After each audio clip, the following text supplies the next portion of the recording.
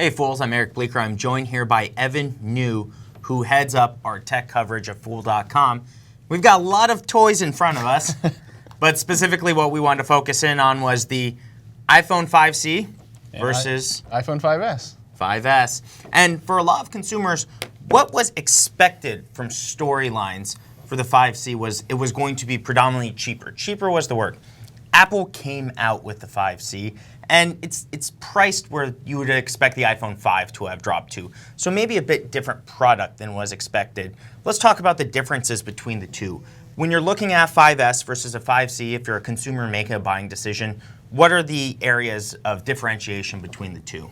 The big one is going to be that the Touch ID fingerprint sensor. Everything else on the 5S is pretty much the same.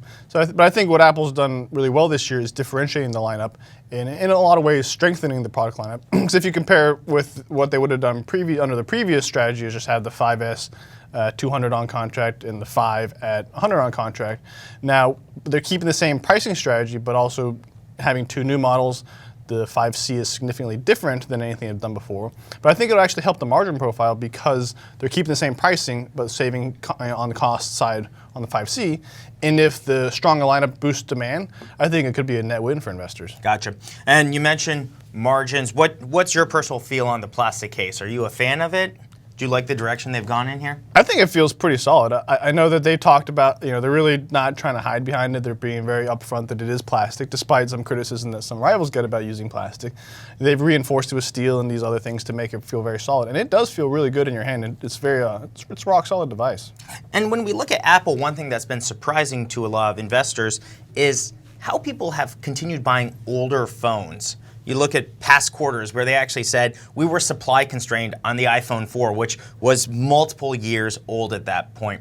What though, now that they've introduced a new phone into that lineup where they used to just move older phones, what are the early sales estimates coming out of the supply chain looking like? Is this selling as well as you might expect? It doesn't seem like it's selling as well as maybe investors would hope. Even while I was hopeful about the demand side of it, there's not a whole lot of data that's reliable right now. A lot of third-party estimates, anecdotal evidence that maybe the 5C is not selling as well in areas like China where it's priced extremely high.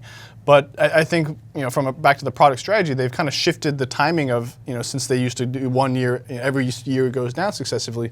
But now they have two models that, and if they do two models next year, they could really keep their lineup fresher going forward, as opposed to like right now, like you said, the 3-year-old iPhone 4 is still selling.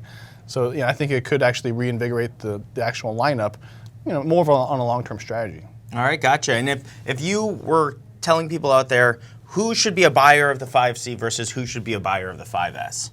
In the U.S., it's going to be mainly a little bit more price-conscious people.